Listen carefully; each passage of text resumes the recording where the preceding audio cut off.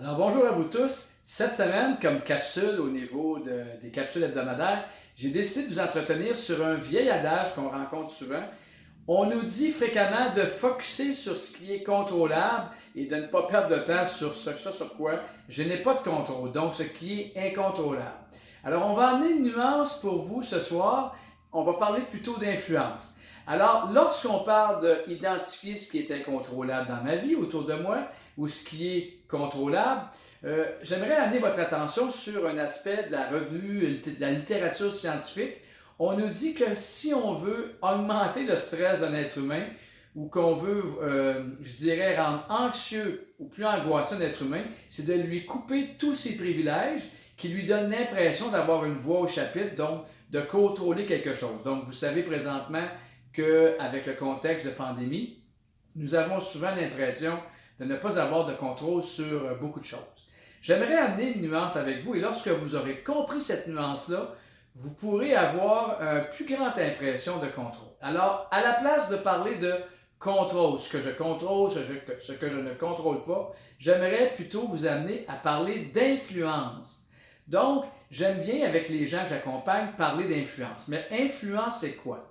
Lorsque vous identifiez, par exemple, un facteur sur lequel vous croyez ne pas avoir de contrôle, donc incontrôlable, ce qu'on peut se demander, c'est la question suivante. Sur quoi est-ce que je peux avoir une influence sur cette partie incontrôlable-là? C'est-à-dire, est-ce que sur l'aspect que je trouve, un élément que je trouve carrément incontrôlable, est-ce qu'il m'est possible de trouver quelque chose, avoir une influence sur une partie d'un élément que je crois incontrôlable? Je vous donne un exemple rapide. Alors, pensons par exemple à la température. Si je prévois une activité et j'ai besoin d'un certain type de température, comme par exemple le soleil, et que je n'ai pas accès à cette température voulue, je pourrais me dire, alors moi c'est impossible, je ne peux pas contrôler ça. Ce qui n'est pas tout à fait vrai. Donc, qu'est-ce que je peux faire si je me demande qu'est-ce que je peux faire pour avoir une impression de contrôle sur cet aspect incontrôlable qui est la température? C'est d'avoir, par exemple, une meilleure attitude ou encore de faire une recherche ou de modifier les vêtements qui vont me permettre de faire mon activité, peu importe la température. Alors, c'était tout ce que j'avais à vous dire pour cette semaine.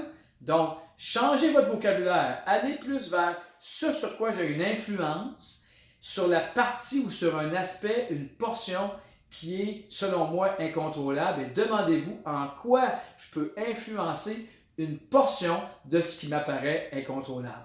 Alors, au plaisir et on se revoit la semaine prochaine. Alors, je vous invite toujours à l'activité de méditation tous les jeudis sur l'heure du dîner et en soirée vers 20h30, 21h et sur l'heure du dîner entre 12h15 et 12h30. Au plaisir, au revoir et rappelez-vous, demandez-vous ce que je peux influencer dans ce qui me semble incontrôlable. Au revoir, au plaisir.